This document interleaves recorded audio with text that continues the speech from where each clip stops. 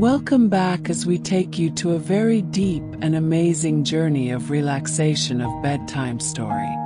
Please like and subscribe to the channel so we can get your request on a story you want to listen to. Before we start, make sure you are very comfortable and in a very warm spot. Take a deep breath and make sure to focus your mind entirely on your breathing, forgetting about your worries in this short while, as you get the best treatment you can give your brain. Okay, let's begin. In a kingdom bathed in the silver glow of moonlight, nestled deep within an enchanted forest, lived a young princess named Eilonwy. Her castle, with its towering spires piercing the velvet night sky, overlooked a shimmering pond where the stars seemed to dance upon the water's surface. Eilonwy was known for her beauty, with hair as golden as the last rays of sunset, but also for her impatience and tendency to overlook the wonders around her.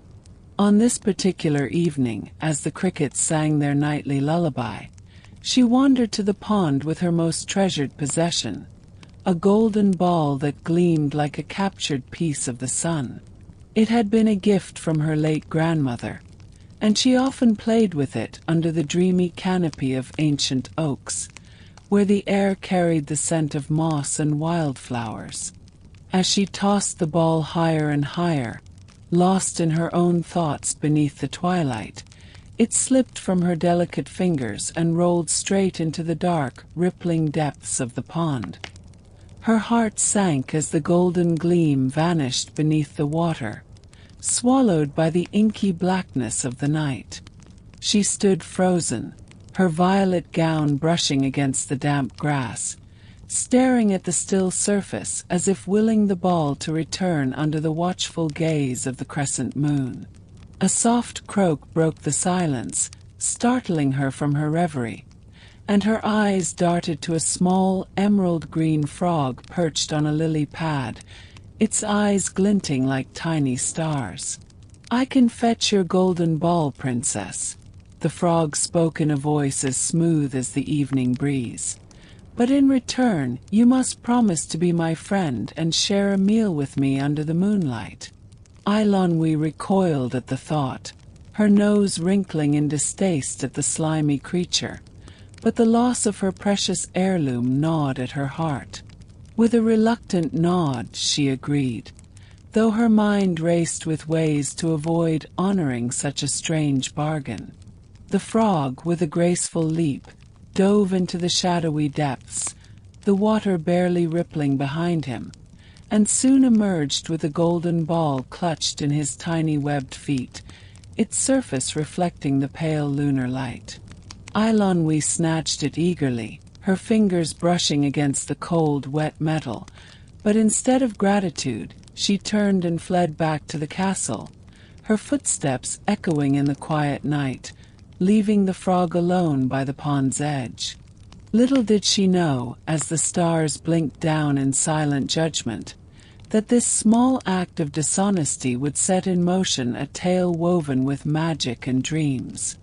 The forest seemed to whisper secrets as she ran, the leaves rustling like soft murmurs of forgotten promises, and the air grew heavy with the scent of impending enchantment. That night, as she lay in her canopied bed, the golden ball on her bedside table catching the faint glow of a single candle, she couldn't shake the image of the frog's disappointed eyes, glowing like twin moons in her memory. Her dreams were restless, filled with visions of the pond under a sky painted with streaks of stardust, where voices called to her from the shadows. The next evening, as the castle settled into the hush of twilight, a soft knock echoed at the grand oak door of the dining hall, startling the princess from her thoughts. She opened it to find the frog, his skin shimmering with droplets of dew, waiting patiently under the flickering torchlight. "I've come to claim your promise, princess," he croaked, his voice carrying the weight of the night itself. Eilonwy's cheeks flushed with embarrassment, but the weight of her word pressed upon her like a heavy cloak woven from the darkness of the forest. With a sigh, she allowed him inside, the cold stone floor echoing under his tiny hops as the castle's halls filled with a faint scent of pond water and earth. They sat at the long polished table, where silver platters gleamed under the soft glow of chandeliers, and she watched, half in disgust and half in curiosity, as he ate delicately with tiny webbed hands. The meal passed in awkward silence, save for the distant hoot of an owl beyond the castle walls, but as the night deepened, Eilonwy found herself asking the frog about his life by the pond, where the water mirrored the heavens and the lilies whispered tales of ancient magic. His stories painted vivid pictures in her mind, of underwater kingdoms where fish swam in constellations and the moonlight wove threads of silver through the currents. To her surprise, she felt a flicker of warmth toward the creature, as if the night itself was softening her hardened heart. As the clock in the tower chimed midnight, the frog made one final request: to rest on her silken pillow for just one evening, under the protective glow of her chamber's starlit window. Though every instinct screamed to refuse, Eilonwy remembered the sting of her broken promise by the pond and, with a grimace, agreed. She placed him gently on the pillow, his cool, damp skin a stark contrast to the warm, soft fabric, and as she lay beside him, staring at the ceiling painted with golden cherubs, she felt the weight of the day lift ever so slightly. The night air drifted through the open window, carrying the scent of jasmine and pine, and the distant murmur of the forest seemed to sing a gentle tune of reconciliation. Unbeknownst to her, as the first rays of dawn crept over the horizon, a transformation was brewing, one that would change the course of her dreams forever. The frog's form began to shimmer, a faint golden light pulsing around him like the heartbeat of the night itself, though Eilonwy remained unaware, lost in a slumber filled with visions of enchanted waters and starlit promises. The castle, wrapped in the quiet of pre-dawn, seemed to hold its breath, as if it too awaited the magic that only the night could unveil. This tale of trust and transformation was far from over, for under the cloak of darkness, wonders often hide in the most unexpected forms. And so, dear listener, if you wish to uncover the secrets that dawn will reveal, subscribe for more nightly tales. The journey of Eilonwy and her unlikely companion is but one of many that await under the vast, dreaming sky. Let us continue to explore these stories together, where every night holds a new enchantment waiting to be discovered. As the first light of dawn crept through the castle window, painting the room in hues of soft amber and rose, Eilonwy stirred from her slumber, unaware of the miracle that had unfolded beside her under the fading moonlight. The golden light that had pulsed around the frog during the night had woven a spell of ancient magic, and in his place now lay a young man, his features as striking as the midnight sky itself, with eyes that shimmered like the pond under starlight. His hair was a cascade of dark waves, and his skin bore the faintest sheen, as if kissed by the dew of the enchanted forest. He wore a tattered tunic of emerald green, reminiscent of the frog's vibrant hue, and as he sat up on the silken pillow, he gazed at Eilonwy with a mixture of gratitude and wonder. The air in the room felt charged, heavy with the scent of morning mist and the lingering trace of magic, as if the very walls of the castle whispered of secrets unveiled in the hush of twilight. Eilonwy's eyes fluttered open, and a gasp escaped her lips as she beheld the stranger in her chamber, her heart racing like the flutter of owl wings in the night. "Who are you?" she demanded, clutching the golden ball that still rested on her bedside table, its surface catching the dawn's first glow like a captured piece of the sun. The young man smiled gently, his voice as smooth as the evening breeze over the pond, and replied, "I am Prince Dorian, cursed by a wicked sorceress to live as a frog until a kind heart kept their promise under the stars. Your reluctant kindness, though tested, has broken the spell." Eilonwe's mind spun with disbelief, her fingers tightening around the ball as memories of the frog's sad eyes under the moonlight flooded back to her. She could still hear the croak of his voice by the pond, feel the dampness of his skin when she placed him on her pillow, and now, under the soft light of a new day, she saw the truth reflected in Dorian's gaze. A gaze that held the depth of countless nights spent dreaming of freedom. The castle seemed to hum with the energy of the transformation, the distant chirps of morning birds blending with the rustle of leaves outside, as if nature itself celebrated the breaking of the curse. Eilonwe, though still wary, felt a flicker of curiosity ignite within her, like a lantern glowing in the darkest of nights. She invited Dorian to join her for breakfast in the grand hall, where the long table was already set with silver trays of fresh bread, honeyed fruits, and steaming tea that carried the scent of lavender fields under a twilight sky. As they sat together, the clink of porcelain echoing in the vast room, Dorian shared his tale of how the sorceress, envious of his kingdom's beauty, had ensnared him in a spell during a midnight hunt, binding him to the pond until a promise made in earnest could set him free. His words painted vivid pictures in Eilonwe's mind, of moonlit chases through the forest, of the cold, lonely nights spent watching the stars from a lily pad, yearning for his lost life. The princess, though once dismissive, now listened with rapt attention, her heart softening like the glow of fireflies against the night, realizing how her small act of keeping her word had unraveled such a profound enchantment.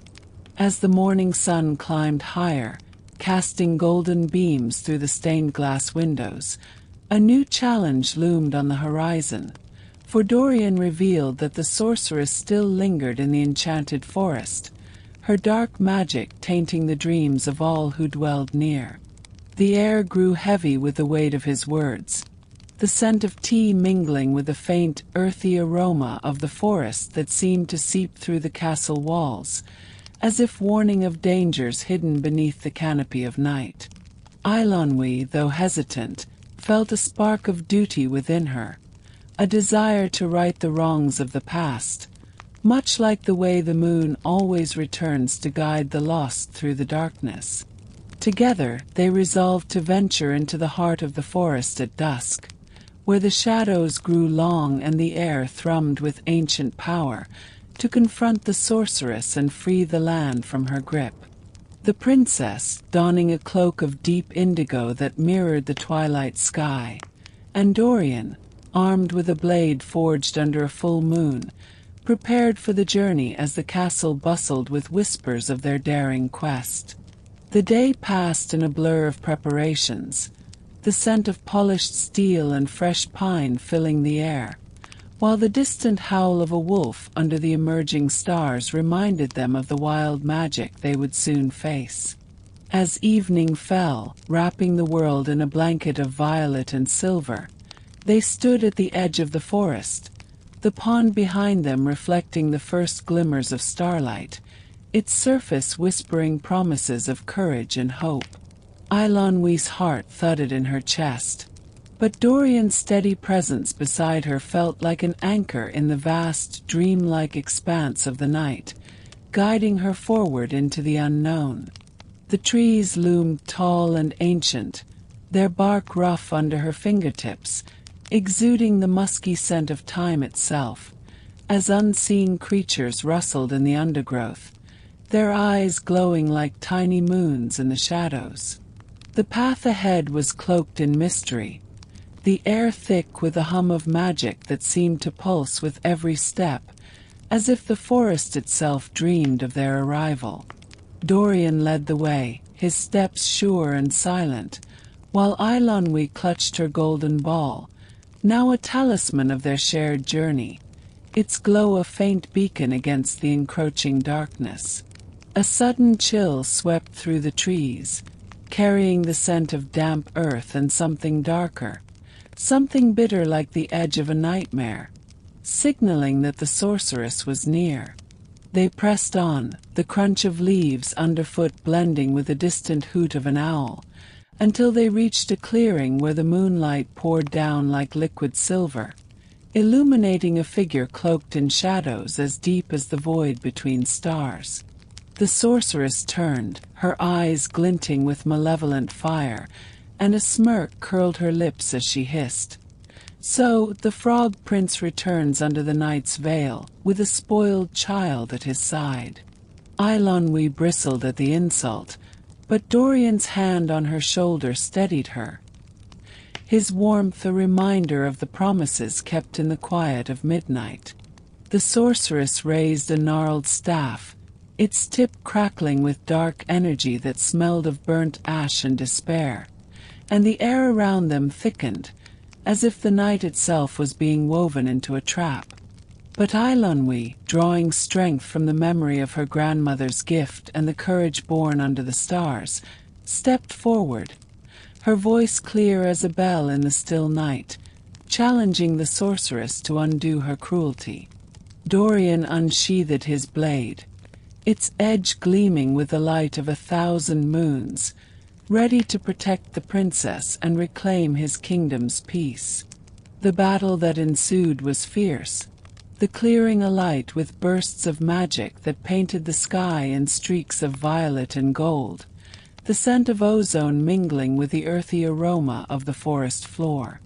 Trees swayed as if caught in a dreamlike dance, their branches creaking under the weight of unseen forces, while Eilonwy dodged bolts of dark energy, her cloak billowing like the wings of a night bird. Dorian struck with precision, his movements fluid as the pond's currents under moonlight, countering the sorceress's spells with a shield of ancient runes that glowed like starfire. Together they pushed back against the darkness, their resolve as unyielding as the night itself, until with a final cry, Eilonwy hurled her golden ball. The impact shattered the dark wood, releasing a wave of energy that smelled of fresh rain and renewal, banishing the sorceress into a swirl of shadows that dissolved under the first hints of dawn. Exhausted but triumphant, they watched as the forest seemed to sigh in relief, the air clearing with a scent of blooming night flowers, and the stars above twinkled brighter, as if applauding their victory.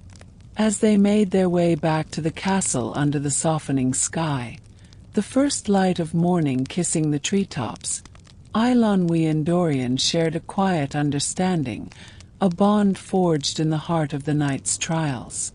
The pond, as they passed it, reflected their weary but hopeful faces, its surface a mirror to the dreams they had dared to chase. Back at the castle, as the world awoke to a new day, they sat by a roaring hearth, the crackle of the fire blending with the distant song of morning birds, and spoke of future adventures under the vast, ever-watching sky. The golden ball, now resting on a velvet cushion, seemed to glow with a story of its own, a reminder of how even the smallest promises, kept in the stillness of twilight, could light the way through the darkest of nights. And so, dear listener, if you're eager to journey with Eilonwy and Dorian through more enchanted evenings, make sure to like and follow for tales that unfold under the starlit canopy. Their story, like the night, holds endless wonders waiting to be discovered, each chapter a dream woven from the magic of the forest and the courage of hearts united under the moon. Let us continue to explore these realms together, where every dusk promises a new beginning, and every dawn carries the echo of victories won in the quiet of the night.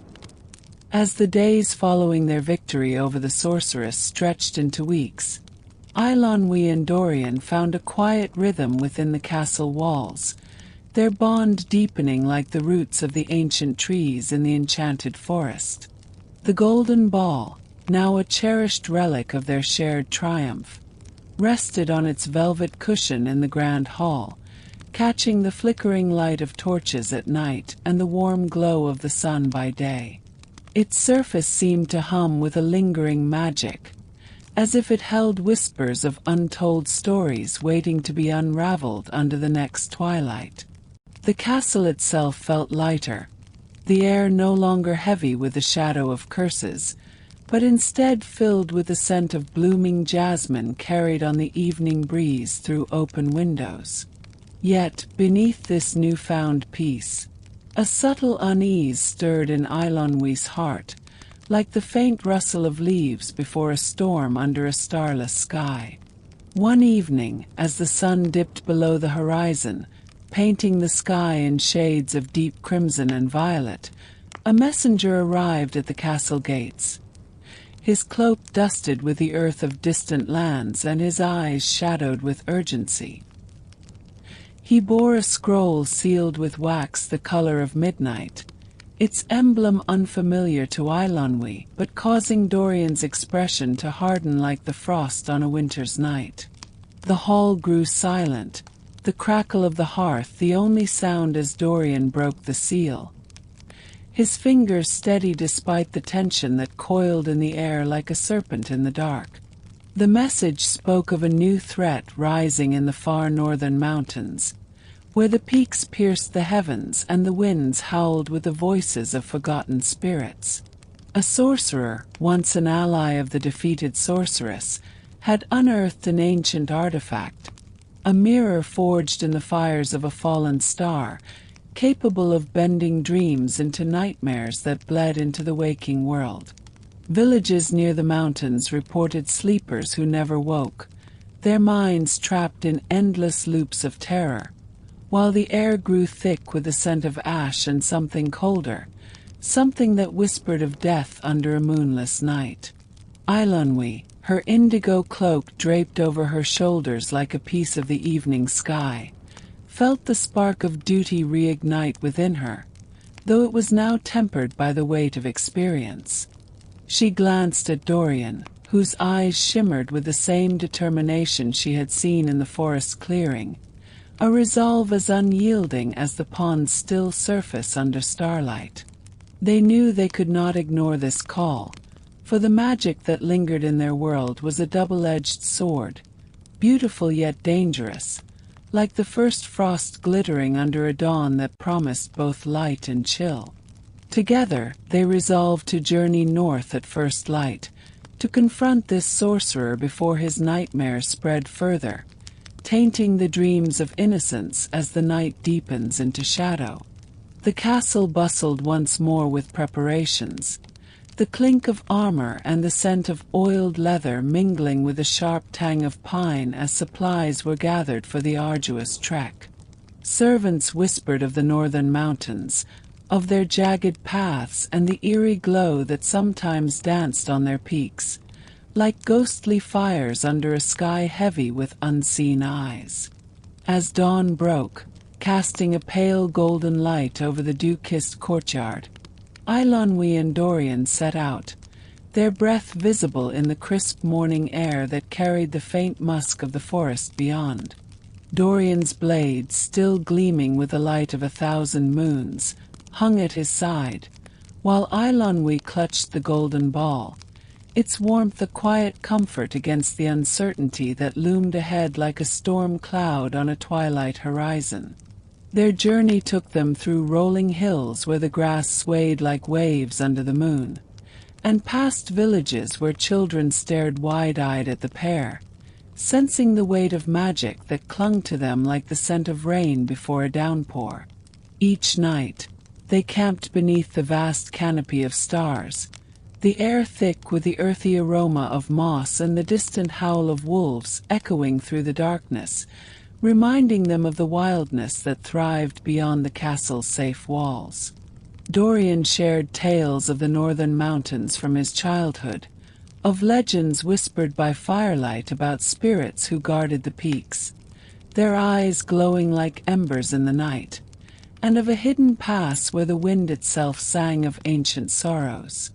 After days of travel, the landscape grew harsher, the gentle hills giving way to rocky terrain where the ground crunched underfoot like brittle bones, and the air grew thin, biting at their skin with the chill of eternal winter.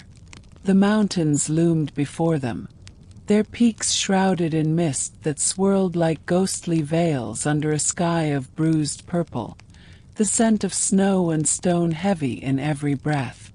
Eilonwy felt the weight of the journey in her bones, but Dorian's steady presence beside her was a beacon, much like the first star piercing the night, guiding her through the uncertainty. They found the hidden pass he had spoken of, a narrow path carved into the rock, its walls etched with runes that glowed faintly under the emerging moonlight, exuding a hum of ancient power that smelled of frost and forgotten time. The wind wailed through the pass, carrying whispers that seemed to tug at the edges of their minds, urging them to turn back, to succumb to the weariness that clung to them like shadows in the dark. Undeterred, they pressed on, the path opening into a vast plateau where the air crackled with an unnatural energy, the scent of burnt ozone mingling with the bitter tang of fear. At the plateau's center stood a cavern, its entrance framed by jagged stone that gleamed like obsidian under the pale light of a crescent moon, and from within came a low, resonant hum that vibrated through the ground, as if the mountain itself dreamed of chaos. Eilonwy's heart thudded like the beat of wings in the night as they approached, the golden ball in her grasp pulsing faintly, as if sensing the darkness that awaited. Dorian drew his blade, its edge shimmering with starfire, while his other hand found hers, a silent promise forged in the quiet of countless shared nights. Together they stepped into the cavern, the air growing colder, heavier, saturated with the scent of decay and something metallic, like blood spilled under a sky void of light. Inside, the cavern opened into a chamber where the walls shimmered with veins of crystal that reflected their images in fractured, dreamlike distortions. At its heart stood the sorcerer, a figure cloaked in robes of deepest black, his face half hidden beneath a hood that seemed to swallow the light around him. Before him rested the mirror of fallen starfire, its surface rippling like liquid night, exuding a cold that bit at their skin and a scent of despair that threatened to drown their resolve. The sorcerer's eyes glinted with malevolent glee, like twin moons in a cursed sky, as he spoke in a voice that slithered through the air. "You dare interrupt my weaving of dreams, little prince and foolish child? Your minds will be mine to twist under the endless night." Eilonwy felt the pull of the mirror, a whisper at the edge of her thoughts, urging her to gaze into its depths, to lose herself in nightmares as dark as the void between stars. But she clung to the memory of the pond's stillness under moonlight, to the warmth of Dorian's hand, and shook off the spell, her voice ringing clear as a bell in the frigid air, defying the sorcerer's threat. The battle that erupted was unlike any they had faced, the chamber alight with a clash of magic and steel, the air thick with a scent of frost and burning energy as the sorcerer unleashed waves of nightmare from the mirror. Shadows took form, clawing at their minds with visions of loss and despair, smelling of ash and forgotten graves. But Dorian countered with his blade, its runes flaring like starlight to banish the illusions. Eilonwy, drawing on the courage born of promises kept in twilight, channeled the golden ball's latent magic, its glow a beacon against the darkness, shattering the tendrils of nightmare that sought to ensnare them. Together they pressed forward, their movements a dance of light and shadow under the cavern's eerie glow, until with a desperate surge, Dorian struck at the mirror, his blade singing with the power of a full moon. Eilonwy hurled the golden ball once more, its light exploding against the artifact, the impact releasing a wave of energy that smelled of fresh snow and renewal, shattering the mirror into fragments that dissolved into the night. The sorcerer fell to his knees, his power broken, his form fading into the mist that now rose like a sigh of relief from the cavern's depths, the air clearing with the scent of pine and distant rain. Exhausted but victorious, Eilonwy and Dorian emerged from the cavern as the first light of dawn touched the mountain peaks, casting a golden glow over the plateau, the chill of the night giving way to the warmth of a new day. The wind no longer howled with sorrow but sang softly, carrying the scent of melting snow and blooming alpine flowers, as if the mountains themselves celebrated their freedom. As they descended the pass, the runes on the walls glowed one last time, a farewell under the softening sky, before fading into memory. Back at the castle, after a journey marked by weary steps and quiet triumphs, they sat once more by the roaring hearth, the crackle of the fire blending with the distant call of night birds under a starlit canopy. The golden ball, resting on its cushion, seemed to shimmer with the weight of their latest tale, a reminder of how even the darkest nightmares could be banished by the light of courage forged in the stillness of twilight. They spoke of the northern mountains, of the spirits they had felt watching over them, and of the dreams they had protected under the vast, ever-watching sky.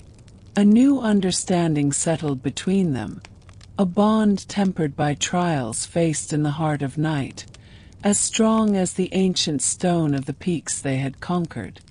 And as the moon rose outside, casting silver beams through the castle windows, they knew that their story was far from over, that more enchanted evenings awaited, each a canvas of mystery and magic to be painted under the endless dance of stars.